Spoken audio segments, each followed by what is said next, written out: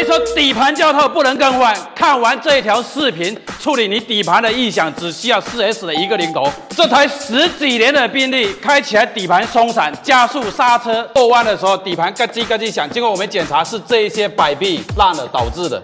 4S 说只能换总成，每一根全部把它换掉它。 价格在5个多 W， 现在我教你零头搞定它。这种摆臂的话，我们检查没有变形，球头没有损坏，只需要换这个胶套就可以搞定。来，你们看一下，这就是异响底盘异响的根源，我们只需要把这个胶套换掉就可以了。来，我们现在就用专用设备把这个胶套按进去。我们在压的时候呢，也一定要对住这个记号。我们现在就把这个胶套压出来。 旧的我们压出来，我们现在准备把新的压进去。看下这一根，我们已经把胶套压回去了，它现在就跟全新的一样。